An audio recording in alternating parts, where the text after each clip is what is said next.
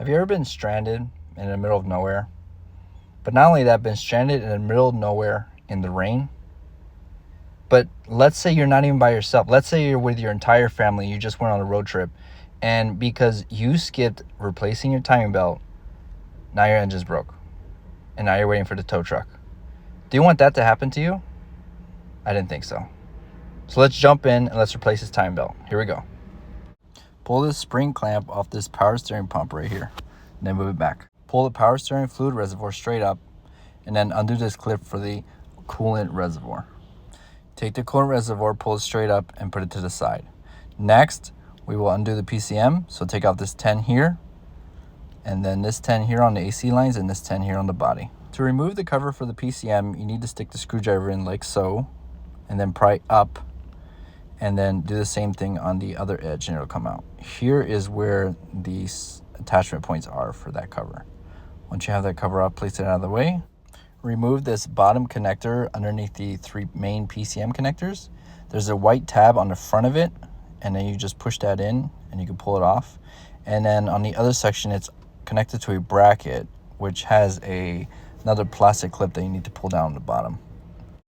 On these main PCM connectors, there's kind of a button on the top, so click the button down, and then you can pull that bracket piece back and it'll slide back. So now with the 3 PCM connectors out of the way, it reveals this 10mm bolt that we need to take out.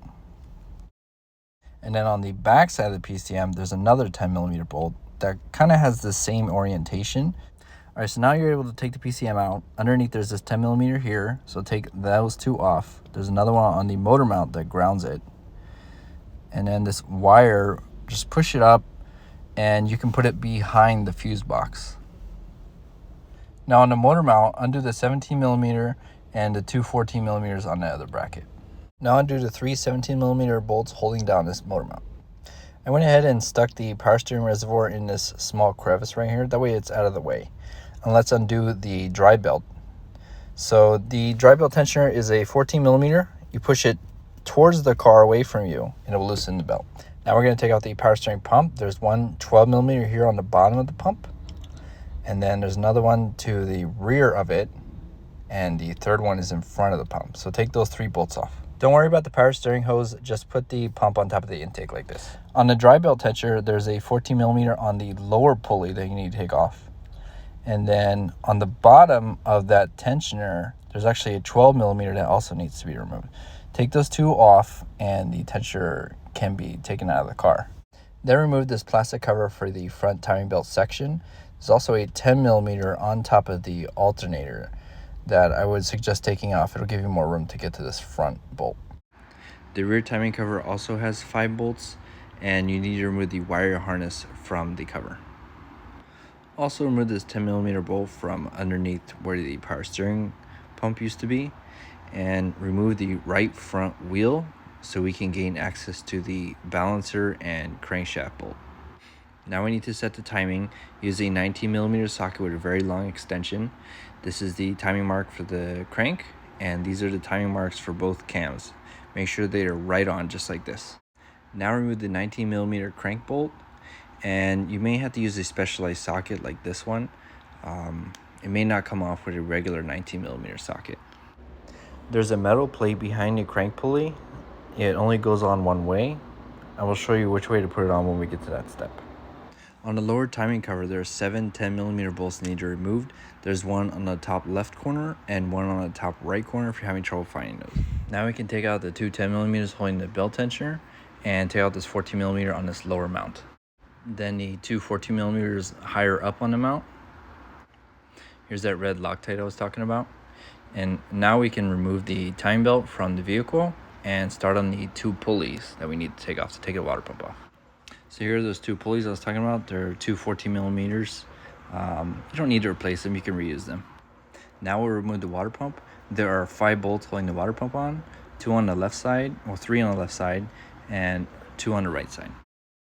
Make sure before you pull the water pump off, you're ready to catch your coolant because there will be a lot of coolant in that engine.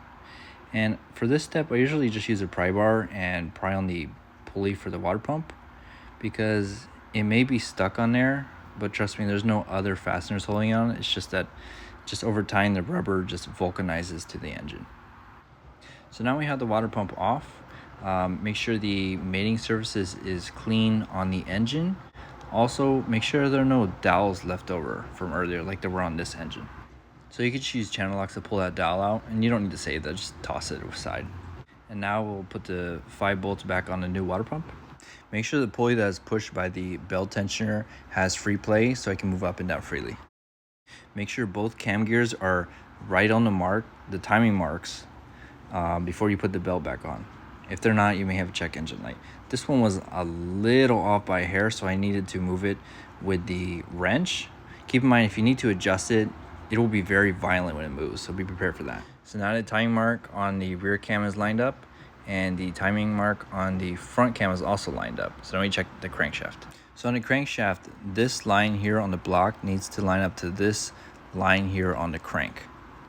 Now we're ready to install the belt. First, put it onto the crank pulley and pull it tight around that second pulley. And now we go on the cam. So just like this. Now we go around the camshaft. You can see it has some tension in there, but not a lot. And you can run the timing belt underneath this metal fin that pops out, and it'll hold the belt for you. Then you run it under the water pump and run it up to the next camshaft. Here you need to kind of finesse it in underneath that fin on the other side and pull it tight. I'm trying to show you guys, but I only have one hand here. And you'll see that's not in all the way, but you need to press it into the belt.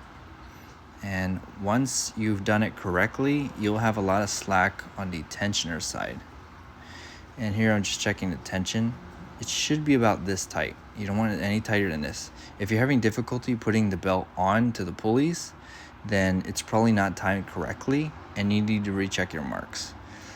Once all the marks are lined up, the timing belt should be pretty simple to put in. Once you have it in, you should only have slack on the pulley that rests up against the tensioner, just like this. So now I had to do timing belt tensioner installed. Make sure you check the timing marks are all lined up one more time and pull that pin. So to pull the pin out, I usually use a pair of dikes, just like this, and just pull it up against the pulley. That thing's in there pretty tight, so if you use needleless pliers, it's just not gonna come off. So now that you've pulled the pin on the tensioner, the timing is set for the engine. Now I suggest recheck the timing and make sure everything lines up after rotating the engine 2 times. So after rotating the engine twice, recheck the timing marks. This is the front timing mark. This is the crank timing mark. And then we have the rear cam timing mark. You can't see it because it's dark, but it is lined up. Make sure that it's lined up. So go ahead and put everything back together again in reverse order. This is a diagram for the dry belt. CM stands for compressor. TN is tensioner, and AT is alternator. I'm sure you guys can figure out the rest of them. Once you have everything back together again, make sure to add coolant, check your power steering fluid level, make sure the belt is on the dry belt pulleys all the way and that's not hanging off, because that can damage the belt if it is hanging off, and go ahead and start it. You want to run it to full operating temp when you're at your home where you can still put coolant safely into the car, and that's it. You're all done, and you didn't get stuck in the rain. Alright guys, thanks for watching. Please like and subscribe. Con Auto out.